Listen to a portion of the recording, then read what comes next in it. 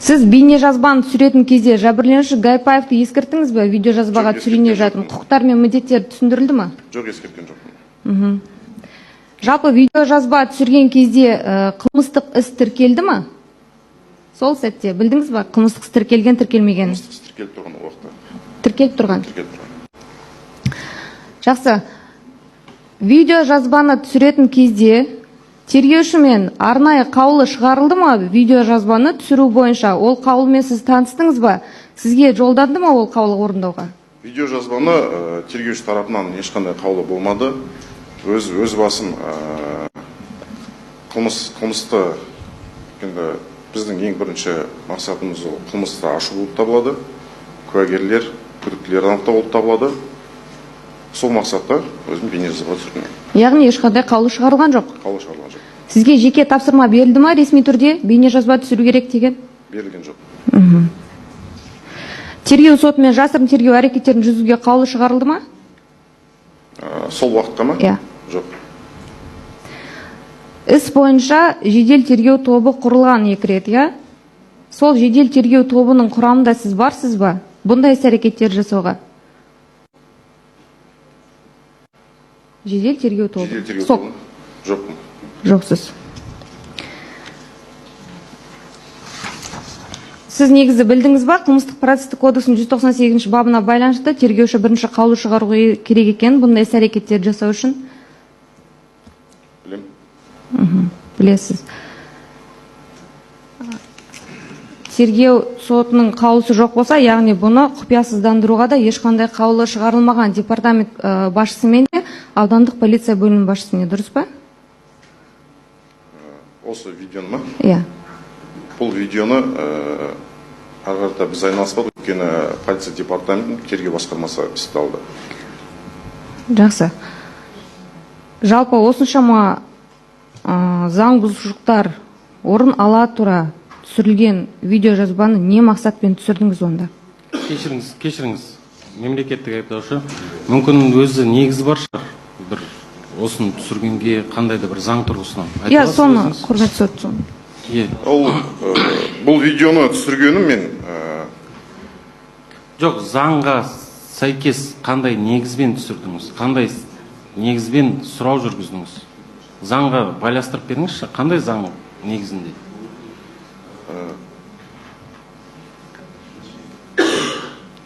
Жедел іздестіру шаралары жоқ әлде басқандай жасырын тергеу әрекеттер ме? Жоқ, жасырын тергеу әрекеттер емес, жедел іздестіру іс-шараларын жүргізу үшін күдіктілерді, куәгерлерді, өйткені сұхбаттасу барысында азамат Гайпаев айтып отырды.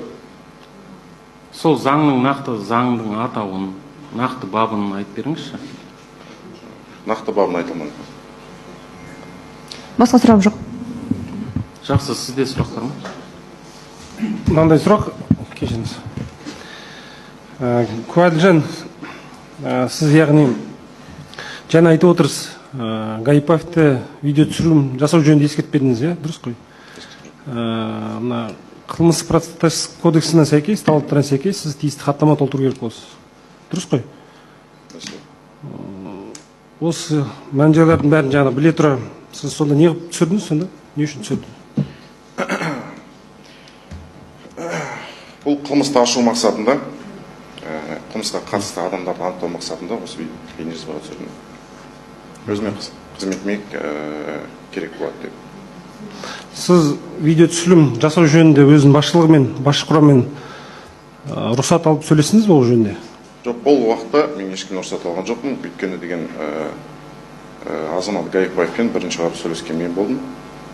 Сол уақытта әрбір сұрақты бейне жазбаға түсіріп отырмын. Түсінікті. Сұрақ жоқ.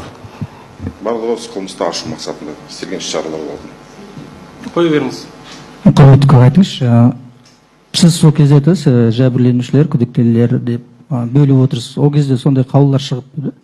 Қаулы шыққан жоқ, ол кезде мен қазіргі не бойынша айтып отырмын. Бана бір сөзіңізді айтыңыз, Гайпаев менімен тілдесуге қарсы болған жоқ деп. Неге онда заңсыз әрекет жасадыңыз? Сұрақтарыңызды нақтылап қойыңызшы. Қандай заңсыз әрекетті ретінде сіз нені айтып отырсыз? видеоны түсірудегі мақсатыңыз жеке мақсат болды ма, әлде қылмыстық істің шеңберінде болды ма? Жоқ, тұра тұрыңыз, былай сұрақ қояйықшы. Сіз өзіңіздің іс-әрекетіңізді заңды деп санайсыз ба? Мен жұмыс барысында... Жоқ, заңды деп санайсыз ба, заңсыз деп санайсыз ба? Білдіңіз ба сол Тұра кезде? тұрыңыз. Заңды деп санаймын, өйткені жұмыс барысында өзіме керекті Сол заңды болса, мәліметтерді мен жинау сұрап отырмын, мақсатында. тағы да сұраймын, заңды болса, қандай бапқа, қандай заңға сілтеме жасап бере аласыз? Айтып беріңізші соны. Қай бапта жазылған, ешқандай хаттама толтырмай, сұрап, айтпай, видео түсіруге болады деген қай заңда жазылған? Бапты қазір нақты айтылған, есіме түспейді. Жақсы, келесі. Сіздің бейнеңізді бұл жеке мақсатта түсірілген деп қабылдауға бола ма? Жеке мақсатта өз бастаңыз. Мен қызметтегі адаммын ғой. Жоқ, қызметте сіз байланыстыра алмай отырсыз ғой. Қай заң нормасына сүйеніп отырып түсірдіңіз? Жасырын тергеу әрекеттері емес. Айтылды ғой, жауап берді ғой. Жақсы, келесі сұрақ. Сіз Ғайыпбаевты біз видеодан көрдік, қалай әрең сөйлеп жатқанын. Сіз оның жағдайын, медициналық жағдайын қандай екенін сол жердегі емдеуші врачтармен сөйлестіңіз ба? Жауап бере ала ма, бере алмай ма? Медбикелер сол жерде жүрді. Мысалы, қай жерде жатқанда білмедік, жағдайын сұрадық, сөйлесе ала ма деп. Мына палата жатыр, сөйлессеңіздер болады деді. Сол кезде Ғайыпбаевтан өзіміз де сұрадық. Күй жағдайын сізге сипаттап берді ма? Жауап бере алады деп. Сіздің қасыңызда отырды ма? Кім? Түсіріп жатқан кезде. Медбике ма? Иә. Жоқ, медбике болған жоқ. Енді келесі сұрақ. Сіз 4 күнді түсіргенсіз, ол бейне жазбаны. 15 күні іске тіркелген. Сол не үшін сол тек 15 күн ғана тіркелді? 15 күн ғана қылмыстық іске тіркелген. Бейне жазба ма? Иә. Тергеушінің несі бойынша сұраныс бойынша. Неге сіз бірден бермедіңіз деген сұрақ? Егер қылмыстың шеңберінде жасалған әрекет болса. Барлық мағлұматтарда, осы іс бойынша мағлұматтарда жинау барысында өзімдегі барлық мәліметтермен бөлістім. Сол уақытта тергеушіменен осы видеоларды алдық. 15-не дейін Ғайыпбаевтан ресми түрде жауап алып қойды ғой, Сұрағым сұрағым жоқ.